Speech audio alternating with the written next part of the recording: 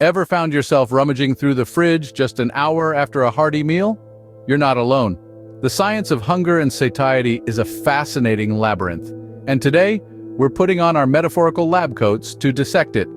The fundamental reason we eat is to fuel our bodies. Think of food as the petrol that keeps our engines running. When we consume a meal, our blood sugar levels rise. This triggers the pancreas to release insulin, a hormone that helps convert glucose into energy. Any glucose that's surplus to requirements is transformed into fat and stored in various parts of the body for later use. But here's the interesting part. When these fat cells are full, they secrete a hormone known as leptin. Often referred to as the satiety hormone, leptin signals to the brain that the body has enough energy reserves, thus inducing a feeling of fullness and preventing overeating. However, not all foods are created equal in terms of their impact on insulin levels. Proteins, fats, and carbohydrates all play distinct roles and affect insulin secretion in different ways. Carbohydrates, for instance, have the most significant impact, and they come in two forms: simple and complex. Complex carbohydrates found in foods like brown rice and oats take longer to break down. This slow release maintains stable blood sugar levels and helps you feel full for a prolonged period. On the flip side, simple carbohydrates present in foods like white bread and sugary snacks are rapidly metabolized. This causes blood sugar levels to spike and crash, leaving you feeling hungry shortly after eating. The speed at which these carbohydrates are broken down is a crucial factor. Simple carbohydrates, with their swift metabolism, create a roller coaster effect on blood sugar levels. This constant cycle of highs and lows often leads to overconsumption and weight-related issues. So the key players in this game of hunger and satiety are insulin and leptin. In the next scene, we'll delve deeper into carbohydrates and unveil why they're often the villains in our hunger story. Stay tuned. But here's the catch: not all foods impact insulin levels equally. Proteins, fats, and carbohydrates, the staples of our diet, each play a unique role in this intricate dance of hormones. Today, let's focus on carbohydrates, the main culprits behind that sudden post-meal hunger. Carbohydrates come in two types, simple and complex. The key difference between them lies in how quickly they're processed by your body.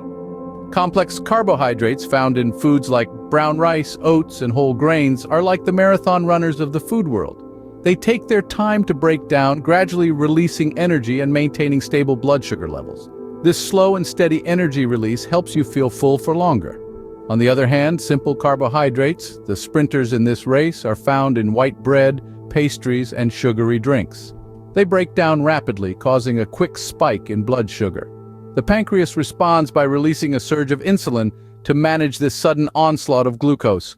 But here's the problem: once all that glucose is swiftly taken care of, a sudden drop in blood sugar follows, leaving you feeling hungry again. So it's not just about the quantity of food you eat, but the quality as well. Consuming a large bowl of white rice might make you feel stuffed initially, but you'll find yourself hungry again much sooner than if you had eaten a smaller portion of brown rice. This is because the simple carbohydrates in white rice are quickly processed, leading to a rapid rise and fall in blood sugar. Moreover, the continuous cycle of blood sugar spikes and crashes from frequent intake of simple carbohydrates can lead to overconsumption and even weight gain. Worse still, it can cause your body to become resistant to insulin, a precursor to type 2 diabetes. Remember, the speed at which carbohydrates break down plays a considerable role in how soon you'll feel hungry again. So the next time you're planning a meal, consider swapping out those simple carbs for their complex counterparts. Your body and your hunger pangs will thank you. Now, just as there are different types of carbohydrates, there are different types of resistance too. In this scene, we'll explore the concepts of insulin and leptin resistance and how these conditions can lead to constant hunger. Let's start with insulin resistance. This occurs when your body no longer responds effectively to insulin, the hormone responsible for regulating blood sugar levels. Insulin resistance is often linked to the frequent intake of simple carbohydrates. These carbohydrates, found in foods like white bread and pastries, cause blood sugar levels to rise rapidly, prompting a large insulin release.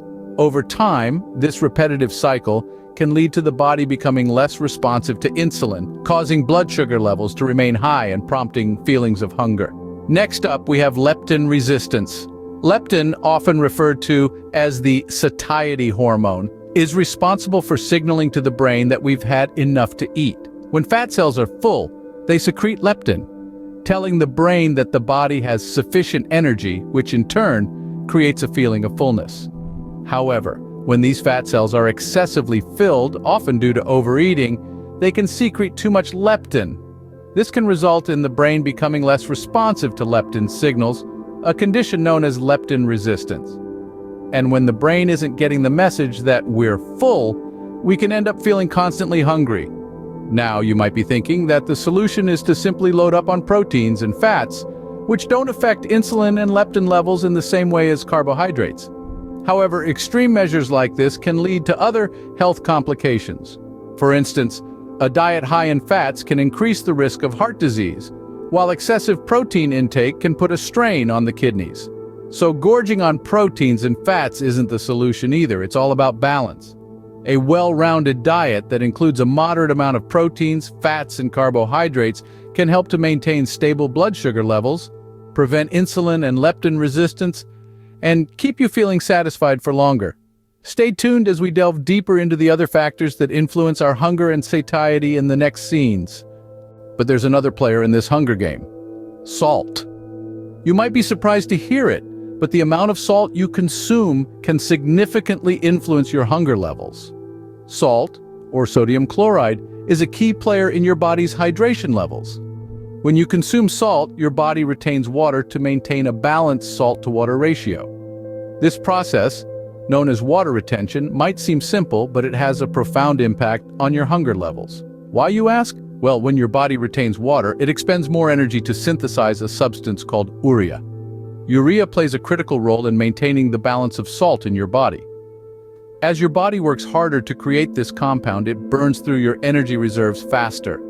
This increased energy expenditure is then interpreted by your body as hunger, leading you to consume more food. Now, this doesn't mean that all salt is bad. Your body needs some salt to function correctly.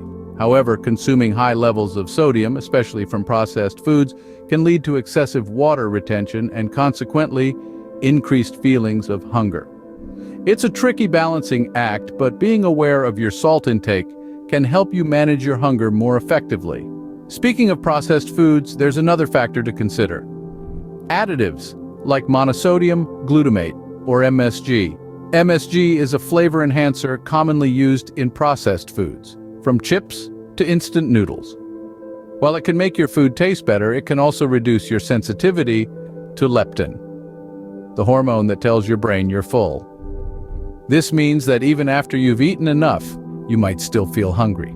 So the next time you reach for a bag of chips or a box of instant noodles, remember, the salt and additives in these foods can make you feel more hungry, not less. Moderation is key when it comes to salt and processed foods. By being mindful of your intake, you can help keep your hunger levels in check and maintain a healthier lifestyle. Even additives like MSG found in processed foods can reduce your sensitivity to leptin, making you feel hungry more often. Now that we understand the science behind hunger, what can we do about it? The answer lies in adopting a well-rounded, nutritious diet, being mindful of portion sizes, and understanding the impact of different food types on hunger and satiety. It's all about balance. Protein, fats, carbohydrates, they all have a role to play in our body's functioning. However, moderation is key. Recognizing the difference between simple and complex carbohydrates is crucial. It's not about completely eliminating a food group, but understanding how they affect our body and adjusting our intake accordingly. Portion control is another essential aspect. It's not just about what we eat, but how much we eat.